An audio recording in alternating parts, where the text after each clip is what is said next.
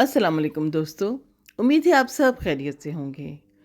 आज हम अपना व्लॉग वहाँ से शुरू करेंगे जहाँ से कि मैंने पहले पिछला वाला व्लॉग ख़त्म किया था। और मैं आपको बता रही थी कि मेरे वालिद साहब को ये घर, ये जगह पसंद आई और क्यों आई। सबसे पहले मैं आपको एक बात बताऊँ, मुझे जो बात ज़ाती तौर पे अच्छी लग रही थी वो ये कि ये जो सहन है, ये राहदारी है, ये एक घर को दूसरे घर से मिलाती है। यानी कि आप अगर एक बड़े गेट से एंटर हो जाते हैं, दरवाजे से एंटर हो जाते हैं, तो ये सब घर एक लड़ी में पिरोए हुए लगते हैं। भाई का, बड़े भाई का घर, फिर छोटे भाई का घर, और बहनों के जो घर हैं यानी कि ससुराल हैं, वो भी पास पास हैं। लेकिन अभी ये एक बहुत बड़ा एरिया है, पोर्शन है, जो एक दूसरे को, घरों को मिलाते हैं और सहन एक हैं। कैसी बात है। और आज दाता हुजूर की, दादा साहब की, जो कि लाहौर की शान है, आन है, बान है, हम सब की जान है, उनका आज उर्स है। उस उर्स को मेरे वालिद साहब ने यहाँ पहाड़ों पे आके अरेंज करते थे, मनाते थे। और 25-26 साल पहले, जबकि यहाँ पे उस तरह से लोग मानते नहीं थे जिस तरह से कि हम आज मानते हैं या मेरे वालिद साहब मानते थे, तो अब्बा जी ने इनको वो तालीम दी, वो दर्स दिया, दीनी दर्स दिया, जिसके शऊर में आज ये सब जोश व खरोश से इतना एहतमाम करते हैं कि मैं तो दंग रह जाती हूँ, बल्कि हमेशा जब भी जाती हूँ मैं हैरान रह जाती हूँ। ये जो रास्ता है, दिलफरेब रास्ता, ये जाता है पीर मर्दान शाह साहब के मज़ार पर, जिसको एक्सप्लोर किया है मेरे वालिद मोहम्मद नसीम अहमद अशरफ़ी साहब ने। एक ख़ूबसूरत दरियाफ़्त है, ये लोग पहले जानते तक नहीं थे, मगर जब अब्बा जी ने यहाँ आके क़याम फरमाया और सबको बताया कि देखो ये एक यहाँ पे एक ऐसे बुज़ुर्ग मदफून हैं जिनका रूहानी दुनिया में एक नाम है। आए चलते हैं और इनके मज़ार के दीदार का शर्फ हासिल करते हैं।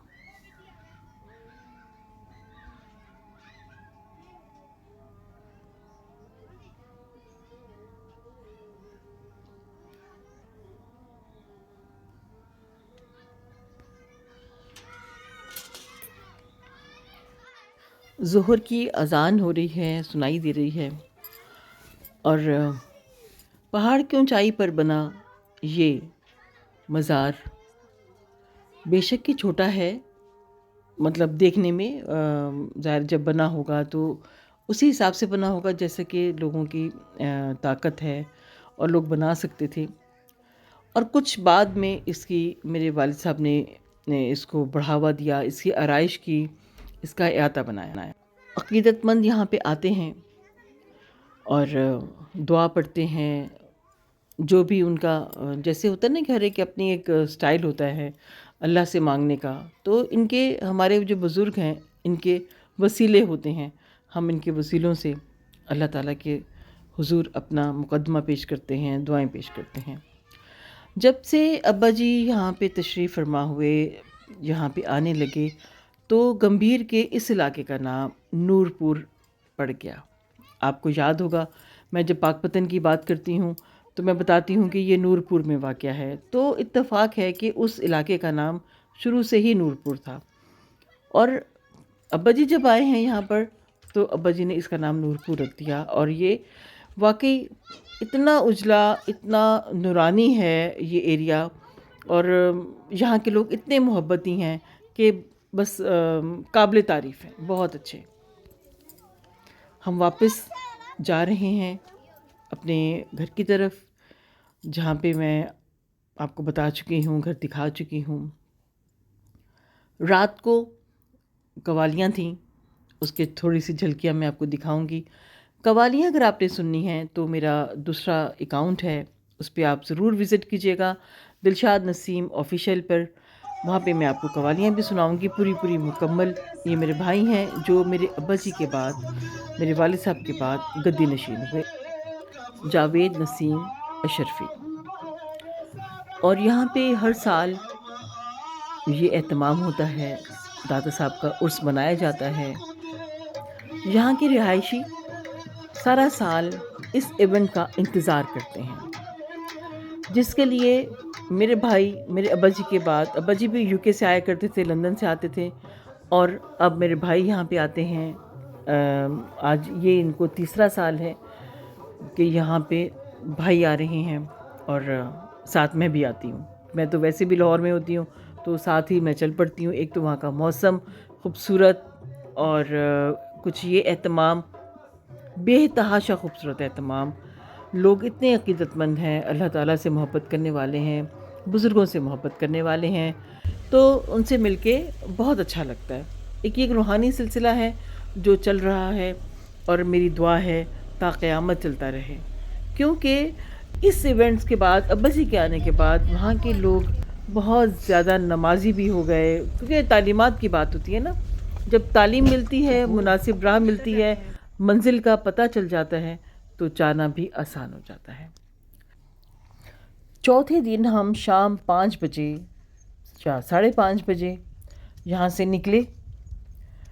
راستوں کو محبت سے دیکھ رہے تھے کہ 1 سال بعد اللہ نے چاہا تو ہم یہاں دوبارہ آئیں گے، اور یہ بھی خود سے وعدہ کیا کہ میں آپ سب کو پھر ملواؤں گی اس جگہ سے۔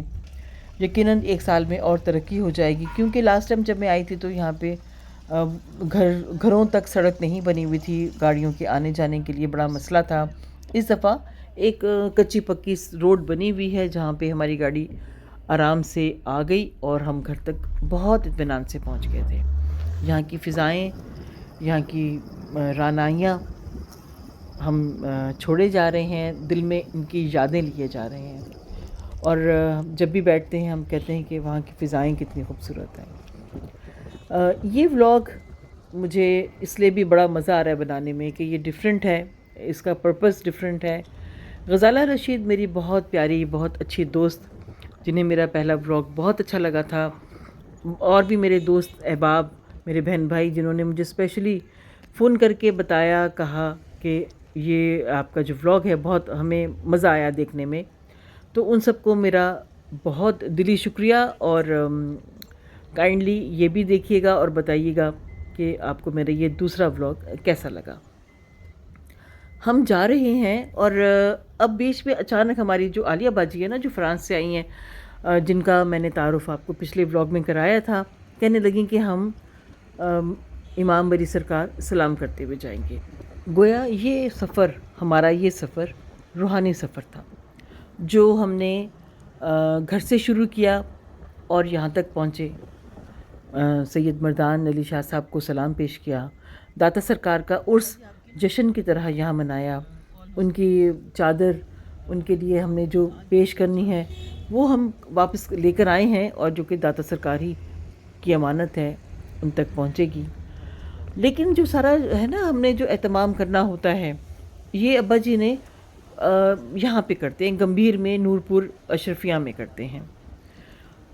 اس کی وجوہات سب سے بڑی تو یہی ہے کہ لوگوں کو تعلیم ملے، لوگوں کو درس ملے، لوگوں کو محبت کرنا آئے، عقیدت کرنا آئے۔ وہاں کے لوگ کہتے ہیں، جب سے ابا جی نے ہمیں یہ بتایا ہے کہ محبت کیا ہوتی ہے، اور ہم اپنے بزرگوں سے کیسے محبت کر سکتے ہیں، ان سے اظہار کیسے کر سکتے ہیں، تو یقین کیجئے ہماری دنیا ہی بدل گئی ہے۔ سبحان اللہ۔ اللہ والے بندے جو ہوتے ہیں وہ باتوں باتوں میں بتاتے ہیں، وہ بیٹھ کے ہمیں کلاس کی طرح درس نہیں، یا کلاس کی طرح ہمیں ٹیچر کی طرح نہیں پڑھاتے ہیں، وہ اپنے عمل سے بتاتے ہیں۔ میرے والد صاحب نے بھی اپنے عمل سے بتایا محبت کسے کہتے ہیں۔ چلیے جی، اب ہم پہنچنے والے ہیں، امام بری سرکار پہنچ گئے، اور ایک ہلچل تھی۔ ہم پہنچے تھے وہاں پہ تقریباً کوئی 11 بجے، کیونکہ وہاں سے پنڈی تک آنا ایک ٹائم لگتا ہے۔ اب ہم اندر ہیں، یہ ماشاءاللہ بہت خوبصورت ہے ان کا مزار اقدس۔ یہ پہلے یہ ساری جگہ کچی ہوا کرتی تھی، اب یہ بہت بڑا مزار احاطہ بن گیا ہے، اور یہ دیکھیں اس پہ کتنا دلکش کام ہوا ہے ان دیواروں پہ، اور یہ ہے آپ کا مزار، جس پر مرکز تجلیات لکھا ہوا ہے۔ بے شک یہ ایسا ہی مرکز ہے، تجلی ہی تجلی ہے۔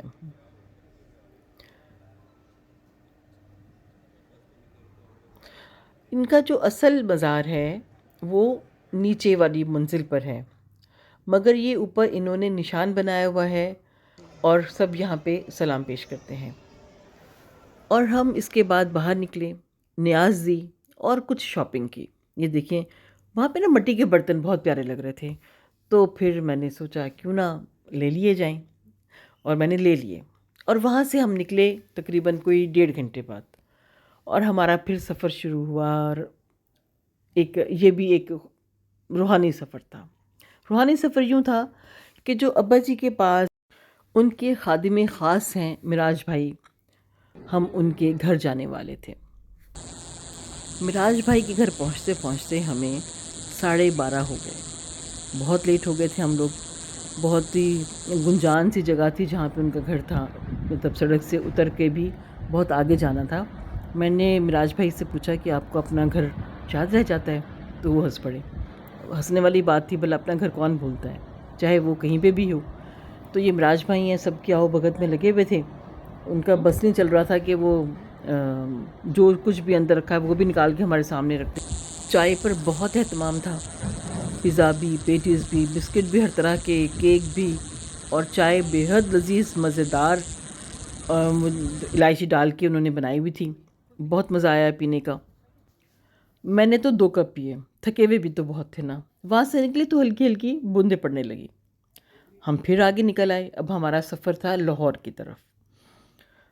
بہت اچھے نظارے، رات کا وقت، گاڑی میں تو چلو اے سی ہوتا ہے، لیکن ہم نے اے سی بند کیا اور کھولے پھر شیشے، اور ڈرائیور کو تھوڑی سی نیند آئی، جھپکی آئی اس کو، ہمیں لگا کیونکہ وہ بڑی ریش ڈرائیو کر رہا تھا۔